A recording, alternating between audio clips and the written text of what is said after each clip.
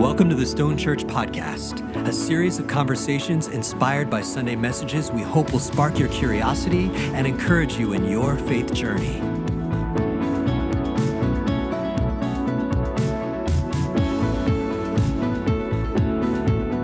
Welcome to Season 2 of the Stone Church Podcast.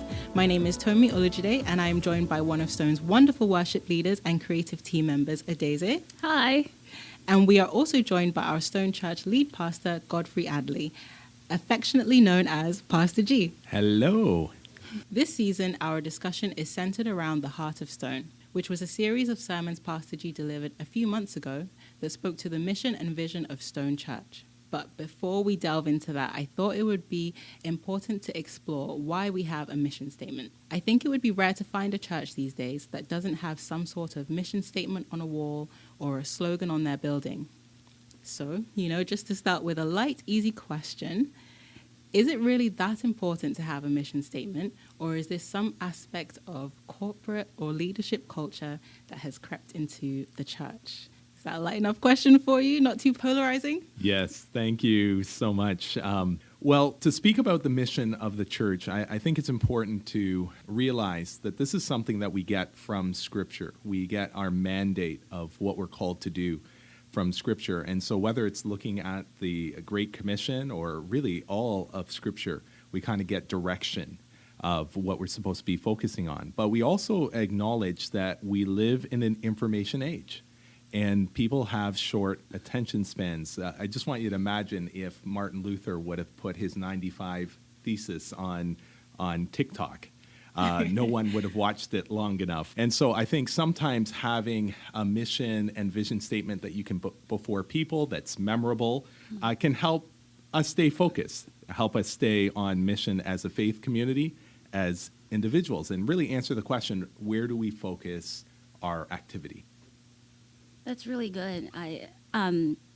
Speaking as like an average churchgoer and like even young person, many times I find like the first thing that people think when they see a church are the lights, the stage, the big worship and the camera, which honestly is great. I'm a fan of those things, and it's a great way to draw people in. But the question that I like to ask myself is, how do they keep people in? And it's what space are we creating for people to feel like not only can we come on Sunday and just experience this wonderful presence of God, but like how do I like carry that with me throughout my week, creating a space where people are very, very truly, honestly, wholeheartedly here to serve God, worship God, love Him, and just making sure that they're creating a space where people can thrive and grow in their relationship as well. And so whatever, like for me, I don't usually like go in asking, what is the mission of this church? But just making sure that I can see that there is a clear vision coming straight from the heart of God to the leadership of the church and then flowing out through to the people, which is why I think a mission statement is important. I think just to add as well,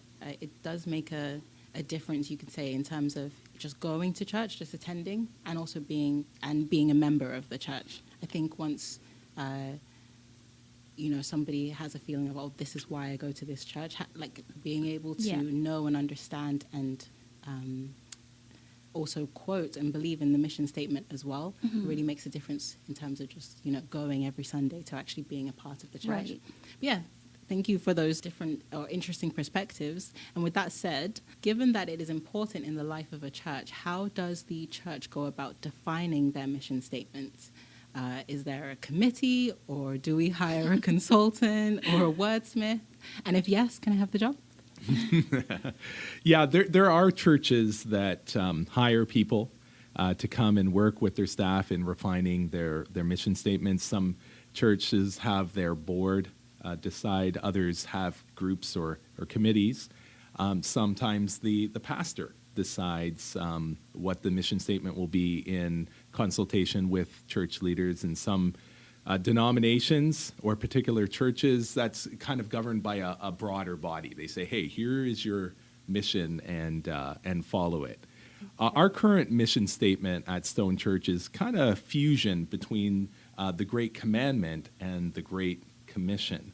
And I like it because it's simple to remember but touches on what is important. Okay. So No X Factor style or apprentice style, like competition, who's going to have the best mission statement, or how do we come up with it? But it's interesting to know. And I don't think we've actually said what the Heart of Stone is. Yeah, you're right. We haven't. And if I were to sum it up simply, I'd say this. It's simply to love God, love people, and make disciples. In the sermon series, you also expanded on this by adding some really key phrases. Yeah, I wanted to answer sort of the how, be a little bit more directional. And so we added to it, we said, love God wholeheartedly, love people sacrificially, and make disciples urgently. I love that. Can I just touch on that for a second? I'm not going to talk about loving God wholeheartedly because that's, in fact, a given. But I want to talk about loving people sacrificially. And I love that word, sacrificial, because I think it's so funny. That is, for me, the hardest part about being a Christian. And I love that we recognize that it is a sacrifice that we have to make to love people, because sometimes people make me not want to be Christian. And on a day-to-day basis, you know. Really? You're such a loving person. No, I've never known. I love people and I love God, but, you know, really people can be hurtful and people can be hard to deal with on a day-to-day basis. And, you know, God sent his son Jesus to die for us, right? That's the ultimate sacrifice. He gave his life.